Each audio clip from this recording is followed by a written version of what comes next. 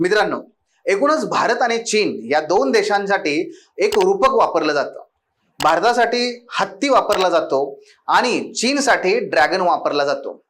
आता खरं तर काही देश किंवा काही राष्ट्र प्रत्येकासाठी अशा प्रकारची चिन्ह असतात, परंतु मित्रांनो हे लक्षात घ्या, ती रूपक आहेत. चीन हा ड्रॅगन प्रमाणे तो आक्रमक आहे, ड्रॅगन प्रमाणे तो अक्राळ विक्राळ स्वरूप धारण करतो. भारत हा हत्तीप्रमाणे आहे, महाकाय आहे, अजस्त्र आहे, प्रचंड बाहुबली आहे, पण त्याच वेळेस त्याचा वेग मात्र अत्यंत मंद आहे. पण जेव्हा तो खवळतो तेव्हा मात्र तो पुढच्या व्यक्तीला चिरडून टाकल्याशिवाय राहत नाही किंवा पुढच्याला नष्ट केल्याशिवाय राहत नाही. अशा परिस्थितीमध्ये जर आपण विचार केला तर मित्रांनो, या आगामी कालखंडामध्ये चीन आणि भारत या दोघांमध्ये स्पर्धा कोण जिंकेल, कोण जिंकणार आहे. जर थोडंसं पाठीमागे 2 ते 3 वर्ष आपण गेलो तर कोविडच्या अगोदरचा चीन आणि कोविड नंतरचा चीन याच्यामध्ये खूप फरक पडलेला आहे. कोविडच्या अगोदर असलेला चीन हा स्वतःला 2030-35 मध्ये जगाची सर्वात मोठी महाशक्ती म्हणून स्वतःला सामोरे आणत होता. आज तो चीन बातम्यांमध्ये सुद्धा दिसत नाही.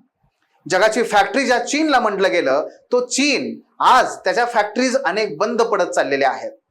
साधं ताजं उदाहरण घ्या, ऍपल नावाची कंपनी जी आयफोन आणि आयपॅड बनवते, तिचं सर्वात मोठं जे मॅन्युफॅक्चरिंग हब होतं हे चीन होतं.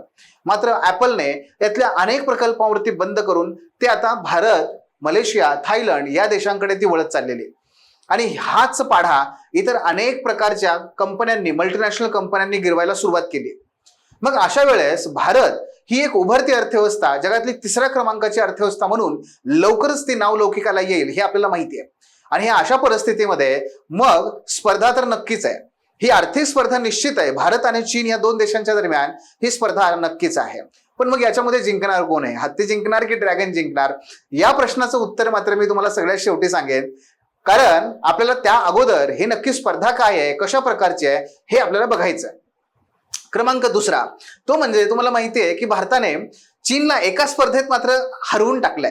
हो, आता ही आनंदाची बाब आहे का चिंतेची हे तुम्ही ठरवा. आणि ते म्हणजे काय, याच 2023च्या ऑक्टोबर वर्षामध्ये भारताने चीनला मागे टाकून जगात सर्वाधिक लोकसंख्येचा देश म्हणून नावलौकिक मिळवलाय. आता म्हणून मगाशी म्हटलं की तुम्ही याचा आनंद साजरा करायचा का याची चिंता व्यक्त करायची हे तुम्ही ठरवा.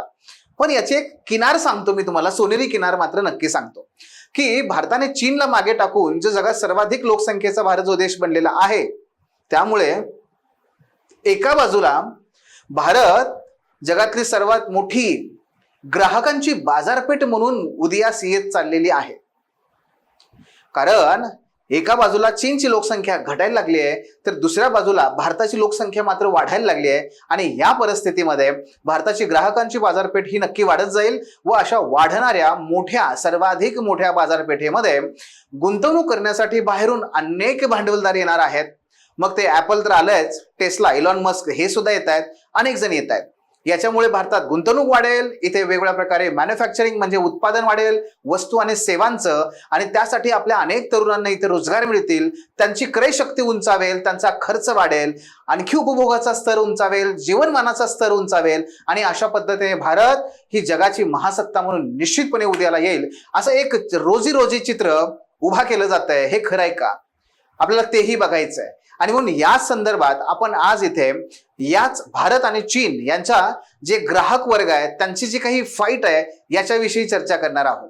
मित्रांनो, आज जगात तुम्ही बघितलं तर हॉलिवूडचे जर तुम्ही चित्रपट पाहत असाल तर हॉलिवूडच्या चित्रपटामध्ये आता चीनमधले काही लोक निश्चितच असायचे असं म्हणता येईल कोविडच्या अगोदरपर्यंत. का? अहो, कारण अमेरिकेनंतर सर्वाधिक मोठी मार्केट म्हणून चीनच होता आणि म्हणून हॉलिवूडचे चित्रपट हे चीनसाठी चित्रपट बनवायला लागले होते. तीच परिस्थिती आता कमी अधिक प्रमाणात भारताबद्दल होणार आहे. आणि म्हणून आपल्याला कधीतरी तबू आता तिकडे ते काहीतरी गेम ऑफ थ्रोन किंवा आणखी काहीतरी वेगळ्या प्रकारच्या मालिकेमध्ये जाणार म्हटल्यानंतर आपल्याला जे हुरूप येतो, आता तसंच हे वाढायला लागेल प्रमाण. पण हे काय आहे, बदलतंय, काय बदलतंय नक्की बघूयात, जाणून घेऊयात आपल्या या सेशनमध्ये. बघा, भारत आणि चीन यांचा जो उपभोग स्तराची जर आपण तुलना केली आणि तुलना करणारा हा देश, ह्या संदर्भात जर बघितलं आपण तर भारत आणि चीन या दोन्ही देशांचा ग्राहक वर्ग मोठा असला तरी वाढत्या खर्चामुळे भारताचा वाढता ग्राहक वर्ग चीनपेक्षा परदेशी व्यावसायिकांना आकर्षित करण्यासाठी उपयोगी ठरेल का? हा आपल्या समोरचा मुख्य प्रश्न आहे. मग दोन्ही देशांच्या अगोदर आपण लोकसांख्यिकी निर्देशकांची तुलना करूया. निर्देशकांची म्हणजे इंडिकेटरची तुलना करूया. बघा, जर आपण चीनचा विचार केला तर 2023 मध्ये भारताने चीनला मागे टाकलं, जगात सर्वात जास्त लोकसंख्येचा देश बनला.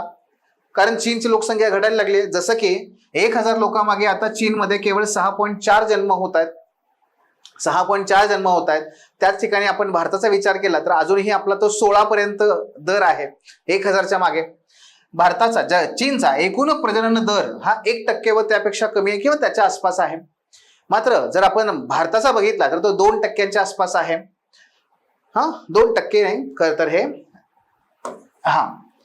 चीनमध्ये ही 6 दशकात प्रथमच नकारात्मक लोकसंख्या वाढीचा दर नोंदवण्यात आला आहे. चीनमध्ये लोकसंख्या घटायला लागली आहे, हेच मला सांगण्याची वेगळी गरज नाहीये. याचा अर्थ वाढते अवलंबित्व गुणोत्तर जे कालांतराने वाढण्याचा अंदाज आहे. मित्रांनो, चीनमध्ये गुणोत्तर अवलंबित्वाचं प्रमाण वाढत चाललंय. अवलंबित्वाचं प्रमाण म्हणजे काय? एकूण लोकसंख्येमध्ये अवलंबून असणाऱ्या लोकांचं प्रमाण वाढत चाललंय. जे काम करत नाहीत. कोण असतात अवलंबून मानले जातात? कोण मानले जातात? 0 ते 14 वयोगटातली लहान मुलं आणि त्याचबरोबर 64 ते पुढचे त्या पुढची लोकसंख्या जी वृद्ध असते. तर लहान बालकं आणि वृद्ध यांना हे दुसऱ्यावर अवलंबून असतात आपल्या उपजीविकेसाठी, गरजांसाठी. मात्र अशी लोकसंख्या, अवलंबून असणारी लोकसंख्या जर वाढली तर याचा अर्थ निश्चित आहे ते उत्पादन करत नाहीत, ते जास्तीत जास्त उपभोग करतात. म्हणजे त्यांचं ओझं निर्माण होतं अर्थव्यवस्थेवर. आणि म्हणून चीनमध्ये जेव्हा लोकसंख्या आता वृद्धत्वाकडे झुकायला लागली आहे तेव्हा चीनमध्ये अवलंबून असणाऱ्यांचं प्रमाण वाढेल, ना की उत्पादकांचं प्रमाण. आणि त्याच वेळेस जर आपण भारताचं स्वरूप बघितलं तर भारताची लोकसंख्या पुनर्स्थापित दरापर्यंत म्हणजे एकूण प्रजनन दर 2.1 पर्यंत पोहोचली आहे. आज भारताचा जो जन्मदर आहे, प्रजनन दर, हा जो प्रजनन दर आहे, एक स्त्री तिच्या प्रजननक्षम कालावधी दरम्यान किती सरासरी अपत्यांना जन्म देते याचा दर म्हणजे एकूण प्रजनन दर, टोटल फर्टिलिटी रेट. उदाहरणार्थ 1951 साली एक माता सरासरी 6 अपत्यांना जन्म देत होती. आज मात्र भारतामध्ये एक माता सरासरी 2 अपत्यांना जन्म देते आहे. आणि म्हणूनच म्हणलं जातं की भारताची लोकसंख्या जरी जगात सर्वात जास्त असली, जरी ती लोकसंख्या ही वाढत असली तरी ती 2050-60 नंतर लोकसंख्या घटायला पण लागेल, स्थिर झालेली असेल. दुसरीकडे 2060च्या आसपास ती वाढेल, शिखरावरती जाईल. म्हणजे जगात सर्वाधिक लोकसंख्या भारतात असेल, आजही आहेच आहे, पण तेव्हा ती आणखी मोठ्या प्रमाणात वाढलेली असेल. मग मित्रांनो, या सगळ्या परिस्थितीमध्ये मला तुम्हाला सांगायचंय आता काय या दोन देशांची थोडीशी लोकसंख्येची तुलना करून तुम्हाला सांगतो. याचा उपयोग तुम्हाला अनेक ठिकाणी होऊ शकतो. बघा, हा आहे फर्टिलिटी ट्रेंड. जर आपण बघितलं तर एक माता सरासरी तिच्या प्रजननक्षम कालावधी दरम्यान किती अपत्यांना जन्म देते याचं प्रमाण जर आपण बघितलं तर बघा, चीनमध्ये ते झपाट्याने कमी होत गेलं. काय झालं? ते झपाट्याने कमी होत गेलं 1980च्या काळात. कारण त्यांनी अत्यंत कठोरपणे एकच अपत्याचं जे धोरण आहे ते राबवलं आणि म्हणून 1980 मध्ये झप करून चीनमध्ये हा दर कमी झाला आणि तो कमी कमी होत गेला. बघा इथपर्यंत जर आपण 2023चा विचार केला तर मी आता तुम्हाला सांगितलं तो 1च्या आसपास असा पोहोचलेला आहे. आता तेच जर भारताचा विचार केला तर भारतामध्ये मात्र एक माता तिच्या सरासरी प्रजननक्षम कालावधी दरम्यान ज्या अपत्यांना जन्म देते त्याचं प्रमाण कमी होत गेलंय. पण त्याचं कमी होण्याचं प्रमाण हे कसं आहे? मंद आहे, हळुवार आहे. आणि ते कमी होत गेलं. 6 पासून जर बघितलं आपण तर ते आज 2 पर्यंत कमी झालेलं आहे. दुसरीकडे बघा, आता इथे कसं आहे बघा, हे बघा, हा पहिला जो बॉक्स आहे ना, हा इथे घ्या किंवा इकडे घ्या, हा कसा आहे? वय वर्ष 25 व त्यापेक्षा कमी वयोगटातल्या लोकांचा आहे. इथे 25 ते 64 हे कार्यकारी गटातले आणि हे वृद्धांचं आहे. जर आपण चीनचे, हे पहिले तिन्ही चीनचे आहेत बॉक्सेस. बघा, चीनमध्ये वृद्धांची लोकसंख्या, हा बॉक्स बघा, हा वाढला इथे आणि हा आणखी वाढेल, आहे की नाही? म्हणजेच काय झालंय? चीनची वृद्धांची लोकसंख्या वाढत चालली आहे. आणि काम करणारा वयोगट आहे हा कोणता? 25 ते 64. हा मात्र काय झाला? इथे कमी आहे, इथे वाढलाय, तो परत कमी होत चाललेला आहे. म्हणजे काम करणाऱ्या लोकांची संख्या चीनमध्ये कमी होत चालली आहे आणि वृद्धांची लोकसंख्या मात्र वाढत चाललेली आहे. दुसरीकडे भारताचा विचार करा. भारतामध्ये जर बघितलं आपण तर 25 पेक्षा कमी वयोगट असणाऱ्या लोकांची संख्या ही इथं कमी आहे, इथे वाढलेली आहे आणि इथं सुद्धा ती मोठ्या प्रमाणात असणार आहे. पण दुसऱ्या बाजूला काम करणाऱ्या लोकांचं प्रमाण भारतामध्ये हे कमी होतं, ते वाढलंय आणि ते आणखी वाढणार आहे. म्हणजे जर आपण 2050 पर्यंतचा जर विचार केला तर इसवी सन 2050 पर्यंत भारतामध्ये लोकसंख्या कोणत्या वयोगटामध्ये सर्वात जास्त असेल? तर ती काम करणाऱ्या वयोगटामध्ये जास्त असेल आणि त्यामुळेच भारतामध्ये सर्वात जास्त खर्च करणाऱ्या लोकांचं प्रमाण जास्त असेल, उपभोग घेणाऱ्या लोकांचं प्रमाण जास्त असेल, ग्राहकांचं प्रमाण जास्त असेल, हे सुद्धा इथे पाहता येतं. आणि हे आकडेवारी, हे प्रकारचे चार्ट हे अत्यंत उपयोगाचे ठरतात. पुढे बघा, हा आहे percentage of population by age in China and in India. आता बघा, हे जे काही भगव्या रंगाची जी तुम्हाला दिसते ना, ही बाब ही आहे वृद्धांची. चीनमध्ये बघा, हे चीन आहे आणि हे चीनमध्ये कसं आहे प्रमाण, हे वाढत गेलंय, वाढत चाललेलंच आहे. मात्र दुसऱ्या बाजूला जे 0 ते 24 वयोगटातल्या बालकांचं प्रमाण हे कमी कमी होत गेलंय, ते कमीच होत जाणार आहे. आणि तिसरीकडे काम करणाऱ्या लोकांचं प्रमाण बघा, ही ग्रीन कलरची पट्टी ही कशी आहे, वाढली परत ती कमी कमी होत गेलेली. भारताचं कसं आहे बघा, भारतामध्ये लोकसंख्या वृद्धांची ही वाढत चालली आहे, पण त्याचं प्रमाण तुलनेने कमी आहे. कोणापेक्षा? या काम करणाऱ्या लोकांच्या प्रमाणापेक्षा. आणि म्हणून भारतामध्ये अजूनही काम करणाऱ्या लोकांचं प्रमाण हे खूप जास्त आहे. आणि हे बघा, हे सर्वाधिक टोक कधीच आहे, हे 2040 ते 50 मध्ये असेल. सर्वात जास्त लोकसंख्या आपली काम करणाऱ्या वयोगटामध्ये असेल. आणि दुसऱ्या बाजूला बघितलं तुम्ही तर 2020 मध्ये आजच वृद्धांचं प्रमाण खूप कमी आहे, बालकांचा जन्मदर कमी होत चाललाय, काम करणाऱ्या लोकांचं प्रमाण वाढत चाललंय.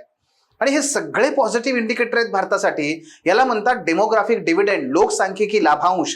आज भारताची लोकसंख्या आपल्या फेवरमध्ये आहे, याचा आपण उपयोग करून घेतला पाहिजे. काम करणाऱ्या लोकांची सर्वात जास्त लोकसंख्या आपल्याकडे आहे आणि यांच्या हाताला काम असेल तर डेफिनेटली ते अधिकाधिक त्या ठिकाणी खर्च करतील. जेवढा खर्च तेवढी मागणी जास्त, जेवढी मागणी जास्त तेवढा पुरवठा जास्त, पुरवठा करण्यासाठी रोजगार जास्त, पुन्हा उत्पन्न जास्त. मित्रांनो, यातूनच तेजी येते, यातूनच विकास साध्य होतो, हेही पाहता येतं. आणि म्हणून मोठा ग्राहक वर्ग याचा जर विचार केला तर भारत आणि चीन या दोन्ही देशांचा ग्राहक वर्ग मोठा आहे, निश्चित आहे. क्रय शक्ती समता किंवा पर्चेसिंग पॉवर पॅरिटी PPP याचा जर विचार केला आपण 2017 नुसार, तर ग्राहक कोणाला म्हणतात, तर ग्राहक म्हणजे दररोज $12 पेक्षा जास्त खर्च करणारा व्यक्ती. दररोज $12 पेक्षा जास्त खर्च करणारा व्यक्ती म्हणजे ग्राहक. आता भारतामध्ये जर आपण विचार केला तर $12 पेक्षा जास्त खर्च म्हणजे भारतीय रुपयात बघाल तर एक 80 रुपये पकडू आपण. 8-10 80 आणि 8-2 16, जवळपास 960 रुपये दिवसाला खर्च करू शकणाऱ्या व्यक्तीला ग्राहक म्हटलं जातं. बघा पुढे बघा, जर आपण साईज बघितला बरं का, ग्राहकांची संख्या जर बघितली आपण चीन मधली आणि भारताची, तर बघा इथे तुम्हाला हे कंझ्युमर आहेत जे $12 पेक्षा जास्त खर्च करतायत. आणि पुअर आणि वल्नरेबल म्हणजे काय, जे दारिद्र्यामध्ये आहेत किंवा जे ग्राहक नाही आहेत असं म्हणूयात आपण, जे $12 पेक्षा कमी खर्च करतात. आता बघा, इथे चीन आहे आणि इथे भारत आहे. चीनमध्ये जवळपास 899 दशलक्ष लोक आहेत की जे $12 पेक्षा जास्त खर्च करतात. म्हणजे 899 दशलक्ष एवढी लोकसंख्या चीनची ही ग्राहक आहे. त्यांची क्रय शक्ती बघा किती जास्त आहे.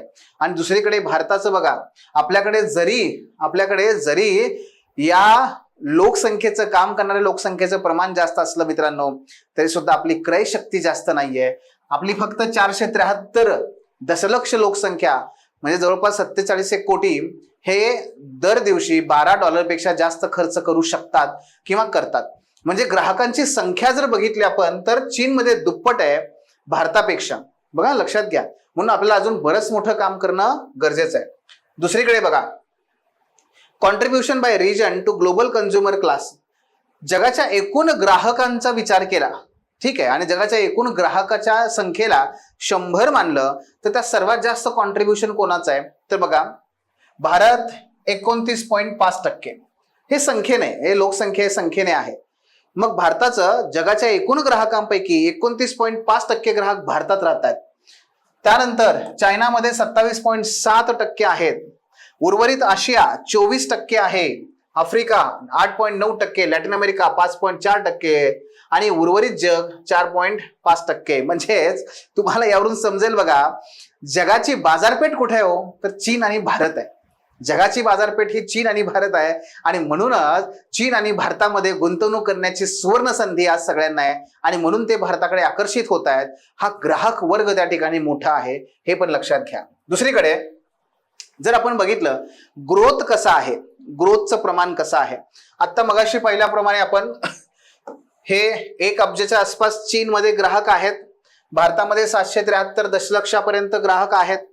मात्र ग्रोथ रेट बघा, हे सोडून द्या, याच्यापेक्षा सुद्धा ग्रोथ रेट म्हणजे ग्राहकांची संख्या वाढण्याचं प्रमाण, $12 जास्त खर्च करू शकणाऱ्या लोकांचं प्रमाण वाढतंय कुठे जास्त, तर ते बघा भारत. 46% 46% काय होतोय, भारतामध्ये ग्राहकांचं प्रमाण वाढत चाललंय. म्हणजे जास्तीत जास्त खर्च करू शकणाऱ्या लोकांचं प्रमाण वाढत चाललेलं आहे इतर कोणत्याही देशाच्या तुलनेत. आणि चीन ठीक आहे, मान्य जास्त आहे, पण चीनचा ग्रोथ रेट किती आहे, फक्त 15%. 15% नव्या ग्राहकांची भर पडते. भारतात मात्र 46% वाढ होतीये, हे लक्षात घ्या. आणि म्हणून भारत ही उभरती अर्थव्यवस्था आहे. आता एक कॉन्सेप्ट मी तुम्हाला सांगतो, म्हणजे काय होईल, तुम्हाला ना पुढचं सगळं डिस्कशन कळायला लागेल. एक कॉन्सेप्ट आहे खाजगी अंतिम उपभोग खर्च, प्रायव्हेट फायनल कन्झम्पशन एक्सपेंडिचर. हा काय असतो, याला इंग्लिशमध्ये PFCE असं म्हणतात. हा काय असतो, तर कुटुंबाद्वारे किंवा घरगुती स्वरूपात होणाऱ्या एकूण उपभोग खर्चाचे मोजमाप करणारा निर्देशांक म्हणजे PFCE आहे. उदाहरणार्थ एक कुटुंब आहे किंवा एक घर आहे, ते किती खर्च करतं उपभोगाकरता. उपभोग म्हणजे ज्या काही त्याच्या गरजा आहेत त्या पूर्ण करण्याकरता, मूलभूत आणि इतर अशा ज्या गरजा आहेत त्या गरजा पूर्ण करण्यासाठी एखादं कुटुंब किंवा घर किती रुपये खर्च करतं महिन्याला, याच्या आधारावरती हे मोजलं जातं बरं का. हे लक्षात घ्या. आता याच्या आधारावरती मी तुम्हाला काही मुद्दे सांगतो. खाजगी अंतिम उपभोग खर्च PFCE GDPच्या टक्केवारीनुसार भारत हा चीनपेक्षा उपभोगावर जास्त खर्च करतो. बघा, जर GDPचा विचार केला आपण तर भारत हा चीनपेक्षा उपभोगावर जास्त खर्च करतो असं आकडेवारीतून कळतं. PFCEचा सध्या भारताच्या GDP मध्ये वाटा 58%हून अधिक आहे. आणि जरी तो तसा असला तरी चीनच्या अर्थव्यवस्थेमध्ये त्याचा वाटा केवळ 38% आहे. म्हणजे काय सांगतो पहा, पुढे चला. या व्यतिरिक्त अंतिम वापर शब्द बघा, अंतिम वापर, ज्यात सरकारी उपभोग खर्चाचा देखील समावेश आहे. जर त्याचा विचार केला तर भारतासाठी तो खर्च मग बनतो 68% आणि चीनसाठी तो 53%. याचा अर्थ असा आहे की चीनमध्ये शासन भारताच्या तुलनेत, म्हणजे भारताचं शासन आणि चीनचं शासन दोघांची जर आपण तुलना केली तर चीनचं शासन हे अधिक खर्च करतं. तो फार मोठा ग्राहक आहे स्वतःमध्ये भारताच्या शासनापेक्षा. मात्र भारताची टक्केवारी ही सातत्याने वाढत असली तरी चीनची हीच टक्केवारी घसरत चालली आहे. एका बाजूला आपण हे लक्षात घेऊया की चीन आता घसरतच चाललाय. आता मी तुम्हाला हे दोन्ही मुद्दे सांगतो. एक पहिला म्हणजे अंतिम वापर हा, आणि दुसरा म्हणजे की PFCEचा सध्या भारताच्या GDP मधला वाटा 58% आहे. कसं आहे बघा, हे इथे तुम्हाला मी याचा अगोदर कॉन्सेप्ट सांगतो की काय असते. हे बघा, जर आपण बघितलं तर हा आपला समजा GDP आहे, ठीक आहे. हा GDP म्हणजे एकूण वस्तू आणि सेवांचं उत्पादन, ठीक आहे. आता चीनचा जर विचार केला ना तर चीनना जो काही पैसा मिळतो, त्यांची जी अर्थव्यवस्था मोठी आहे ती कशामुळे मोठी आहे, निर्यातीमुळे. ह्या निर्यातीमुळे त्यांना भरपूर पैसा मिळतो. त्यांची निर्यात खूप मोठ्या प्रमाणात आहे, त्यातून त्यांना भरपूर पैसा मिळतो. आणि दुसरं, त्यांच्या अर्थव्यवस्थेच्या आकारामध्ये वाढ होण्याचं कारण काय आहे, तर ते म्हणजे त्यांची स्वतःची लोकसंख्या जी खरेदी करते, विक्री करते, त्यातून जो काही पैसा निर्माण होतो तो. मग त्याला काय म्हणतो आपण, घरगुती बाजारपेठ.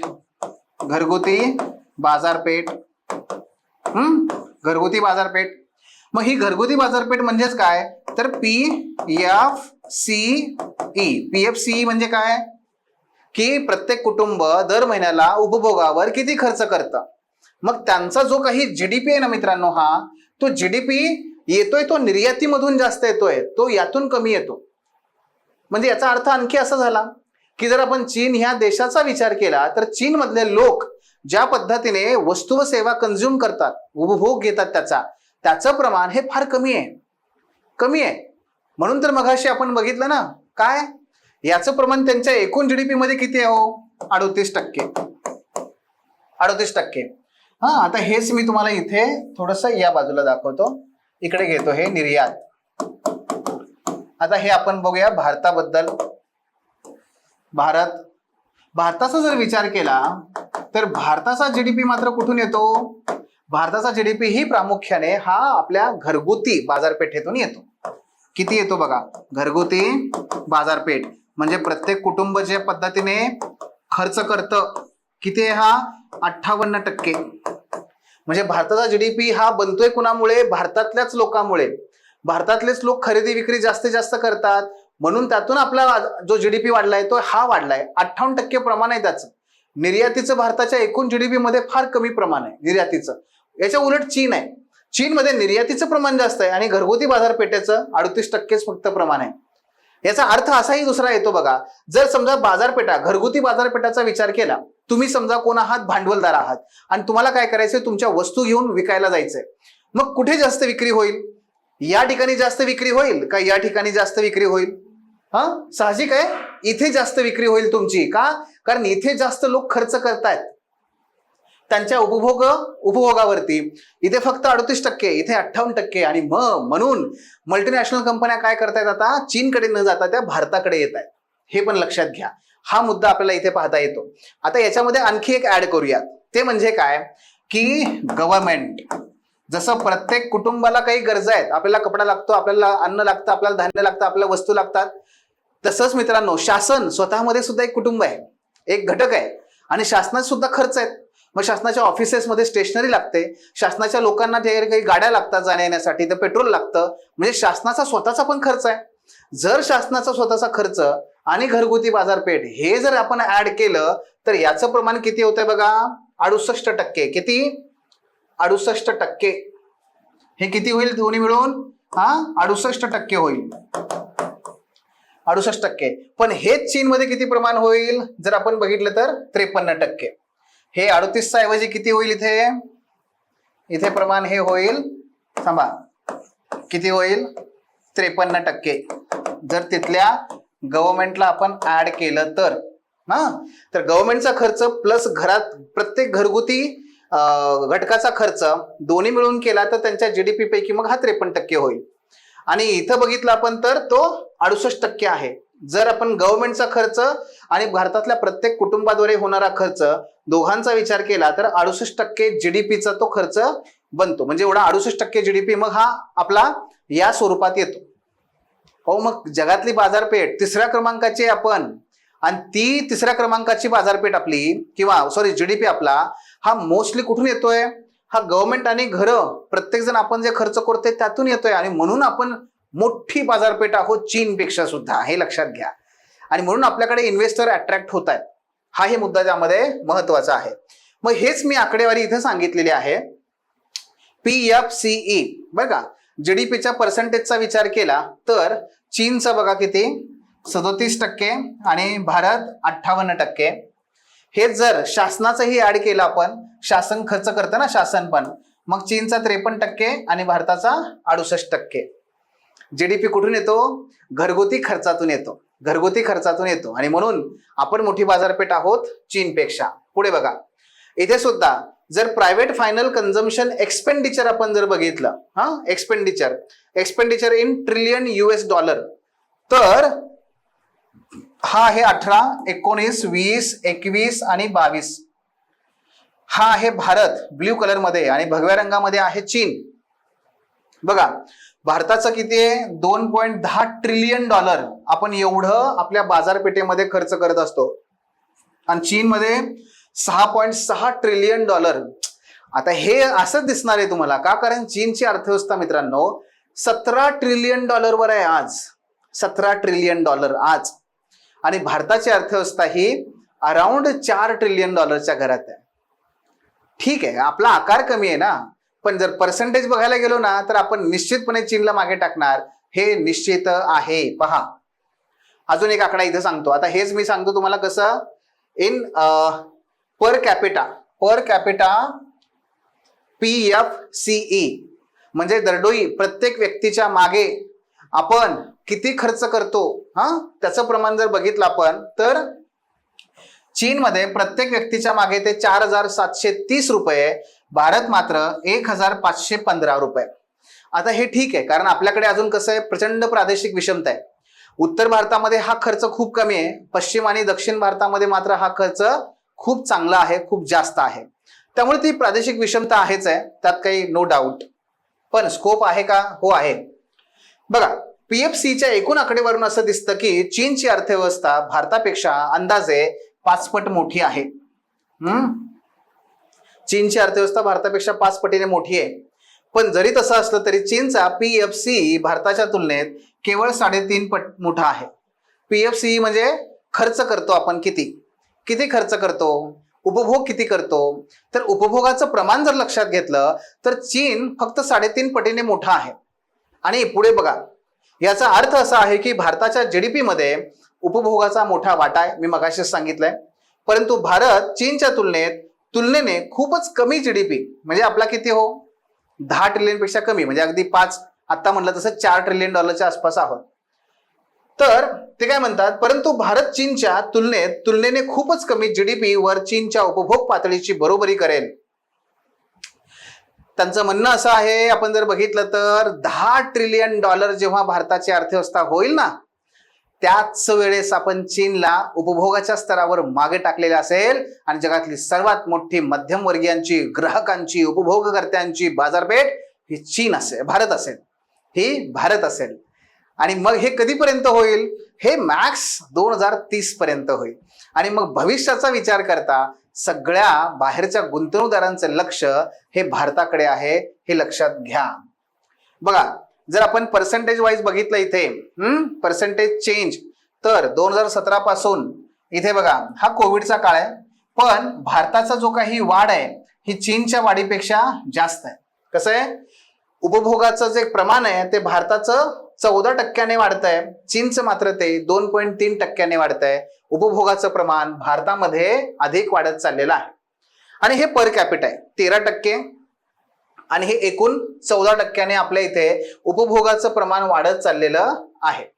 आता थोडंसं श्रेणीनुसार होणारा खर्च हे मी तुम्हाला थोडंसं सांगतो. इथे बघा, आपण खर्च करतोय, चांगली गोष्ट आहे, पण आपण खर्च कशावर करतो याच्यावर सुद्धा आपल्या विकासाचा स्तर ठरतो मित्रांनो.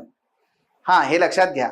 ते म्हणजे काय, भारतामध्ये जे लोक खर्च करतायत ना, ते अजूनही कसं आहे, मूलभूत गरजावरती करतायत, मूलभूत गरजावरती.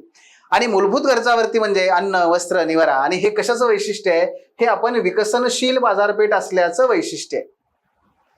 बघा, अन्न, कपडे, पादत्राणे आणि वाहतुकीवर जास्त खर्च, तर शिक्षण, संस्कृती, मनोरंजन, आरोग्य याच्यावरती कमी खर्च.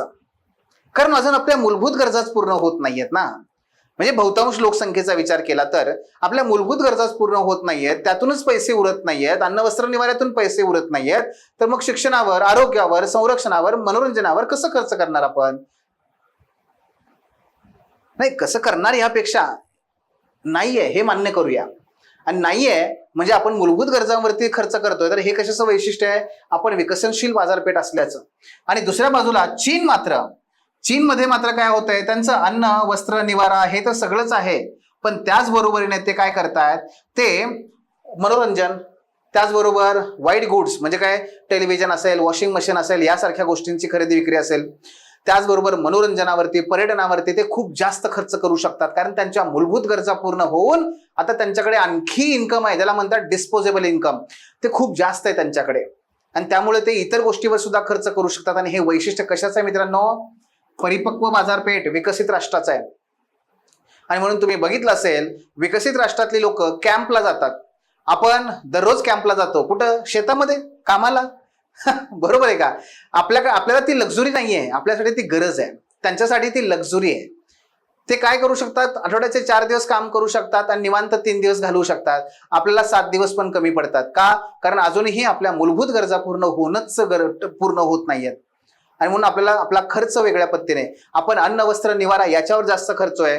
चीन मात्र शिक्षण, आरोग्य आणि मनोरंजन, पर्यटन, संस्कृती, कला याच्यावर जास्त खर्च करतोय. आणि हे ते परिपक्व बाजारपेठेचं लक्षण आहे. इथे मात्र आपण विचार केला पाहिजे या गोष्टीचा. बघा तुम्हाला मी दाखवतो, इथे कॅटेगरी आहे बरं का ही. जर चीनचा विचार केला मित्रांनो, ते त्यांचं जे एकूण खर्च होतो ना, खर्च देशातला, तो एकूण खर्चापैकी 30.5% खर्च त्यांचा अन्न व तंबाखूवर होतो. त्यानंतर घर घेणं, घरासंदर्भात काही डागडुजी 24% होतो. आणि दळणवळण ट्रान्सपोर्टेशन 13.03% होतं. शिक्षण आणि संस्कृती, कला संस्कृती, मनोरंजन 10%, आरोग्यावर 8.6%. आता हेच आपण जर भारताचं बघितलं तर भारतामध्ये मात्र तंबाखू आणि अन्न याच्यावरती 32.5% आपण खर्च करतो. त्यानंतर रेस्टॉरंट, हॉटेल जे याच्याशी संबंधित आहे 1.4%, घरांच्या संदर्भात 13.2%, आणि घरासाठी लागणारे जे काही वस्तू आहेत 3% आणि दळणवळणावरती 16.3%. म्हणजे तुम्ही हे लक्षात घ्या की पर्सेंटेजचा जर विचार केला ना तर भारत आणि चीनच्या पर्सेंटेजमध्ये फार फरक दिसत नाही. बघा भारत किती अन्नावर किती खर्च करतो, 32%. चीन किती करतो, 30%. भारत हाऊसिंगवरती म्हणजे निवास आणि या गोष्टीवरती 13.2% आणि खालचा ऍड केला तर 16%, बरं का. आणि चीन मात्र 24% करतो, कारण लक्झुरियस लाईफ, मोठी घरं, आणखी मोठी घरं बांधणं घेणं हे ते. त्यानंतर भारतीय लोक दळणवळणावर ट्रान्सपोर्टेशनवर 16% खर्च करतात, चीन मात्र 13% खर्च करतो. म्हणजे तसं फार दोघांच्या ह्याच्यामध्ये अंतर नाहीये, पण अंतर कुठे पडतं तर हे इथं पडतं. चीनचा जो इतर खर्च आहे ना, हा खर्च त्यांचा हा कसा आहे, मूलभूत गरजांच्या पलीकडे जाऊन ते करू शकतात. भारताला तसं होत नाहीये, भारतावर तसं होत नाहीये. याचं प्रमाण जर बघितलं तुम्ही तर हे फार कमी आहे. अगदी काही लोक आहेत की जे फक्त याच्यावरती खर्च करतात. फार तुरळक लोक आहेत भारताकडे जे भारतामध्ये जे शिक्षण, आरोग्य, संस्कृती, मनोरंजन याच्यावरती खर्च करू शकतात. उरलेली जनता ही याच्यामध्येच घायाळ होऊन बसलेली असते, अन्न वस्त्र निवाऱ्यामध्येच अडकून पडलेली असते. हा फरक आहे दोघांच्या खर्चाच्या पॅटर्न मध्ये, हा तुम्हाला माहिती असायला पाहिजे. मी जे आता सांगितलं तेच या ठिकाणी लिहिलेलं आहे. ओके, मग पुढे बघा, expenditure bye category in $, billion, China आणि भारत. बघा जर आपण अन्न व तंबाखू, दारू याचा विचार केला, ठीक आहे, अन्न, तंबाखू, दारू याचा विचार केला तर या चीनमध्ये 1242 अब्ज डॉलर एवढं ते खर्च करतात. भारत 580. हाऊसिंग वरती पुन्हा बघा किती तफावत आहे, दळणवळणामध्ये तफावत बघा. सगळ्यात आपल्याला महत्वाचं काय माहितीये, हे शिक्षण आणि आरोग्य किती तफावत आहे. ते 513 अब्ज, आपण फक्त 94 अब्ज. ते हेल्थ केअर वरती 388 अब्ज, आपण फक्त 84 अब्ज. हे महत्वाचं आहे, सगळ्यात महत्वाचं इंडिकेटर, की जे आपल्याकडे फार कमी आहे, त्यांच्याकडे खूप चांगल्या पद्धतीने ते खर्च करतात. आता इथे जर आपण बघितलं तर एक्सपेंडिचर बाय कॅटेगरी चायना आणि भारत हे तेच आहे, फक्त रिपीट झालंय. ओके, सो आपण जर याचा विचार केला तर या पद्धतीने भारत आणि चीन यांची आपण जर तुलना करत गेलो ना तर चीन आणि भारत या दोघांमध्ये निश्चितपणे भारतासमोर अनेक प्रकारच्या संधी आहेत. पण ह्या संधी आपण तेव्हाच प्राप्त करू शकतो जेव्हा भारतातल्या या भल्या मोठ्या लोकसंख्येला हाताला काम मिळेल. या भल्या मोठ्या लोकसंख्येला हाताला काम मिळेल. मी मगाशी तुम्हाला म्हटलं होतं भारत आणि चीन या दोघा देशांमध्ये आर्थिक व्यवस्थेबद्दल स्पर्धा सुरू आहे. कोण जिंकणार याचं पहिलं उत्तर मी तुम्हाला सांगतो. या स्पर्धेमध्ये तो जिंकेल जो त्या देशातल्या मानव संसाधनावरती अधिक गुंतवणूक करेल. हे लक्षात घ्या. हो, तो जिंकणार जो तिथे राहणाऱ्या लोकांवर जास्त गुंतवणूक करेल, त्यांच्या शिक्षणावर, त्यांच्या आरोग्यावर जास्त गुंतवणूक करेल. तिथलं जे मानव संसाधन आहे, ह्युमन कॅपिटल, हे किती चांगलं, हे किती कॅपेबल आहे, तोच राष्ट्र जिंकणार. हे अमर्त्य सेन यांनी पण सांगितलेलं आहे, अनेक अर्थतज्ञांनी पण हे सांगितलंय. हे लक्षात घ्या. हे झालं पहिलं उत्तर. आणि दुसरं उत्तर, ही स्पर्धा कोण जिंकणार, तर याचं उत्तर असं आहे, ही स्पर्धा कोणीही जिंकू दे, तो भारत जिंकेल अथवा चीन जिंकेल, एक प्राऊड इंडियन म्हणून आपण भारतच जिंकेल असं म्हणूयात. पण मित्रांनो, जर ती चीन आणि भारत दोघांनीही जिंकली दोघांनीही जिंकण्याचा प्रयत्न केला तर काय होईल हो? त्या देशातल्या लोकांना उत्तमातलं उत्तम जीवनमान मिळेल. त्या देशातले लोक दारिद्र्यातून बाहेर आलेले असतील. या स्पर्धेमध्ये दोघांनीही स्पर्धा करावी, दोघांनीही जास्तीत जास्त विकास, जास्तीत जास्त वृद्धी साध्य करावी, जास्तीत जास्त लोकांकडे त्या ठिकाणी रोजगार आणि त्यांना क्रय शक्ती प्राप्त व्हावी, याचीच तर गरज आहे. होऊ दे स्पर्धा, होऊ दे खर्च नाही, नंतर होऊ दे, अगोदर होऊ दे स्पर्धा, मिळू दे रोजगार आणि मग होऊ दे खर्च आणि वाढू दे सर्वत्र तो आनंदाचा आणि त्याचबरोबर समृद्धीचा महापूर. आणि हीच तर आपली खरी अपेक्षा आहे. आणि म्हणून असं म्हणतोय आपण की चीन आणि भारत या दोघांमध्ये जरी स्पर्धा झाली तरी विजय हा त्या विकासाचा, आर्थिक वृद्धीचा, मनुष्यांचा, मानवी समाजाचा हा झाला पाहिजे. हत्ती आणि ड्रॅगन या दोघांनीही त्याची काळजी घेतली पाहिजे, नाही का मित्रांनो? तेव्हा हे भारत आणि चीन यांच्या दरम्यानच्या ह्या बाबी. The officer your personal mentor चॅनलच्या नवनवीन अपडेट्ससाठी चॅनलला लाईक, सबस्क्राईब आणि शेअर करा. थँक्यू.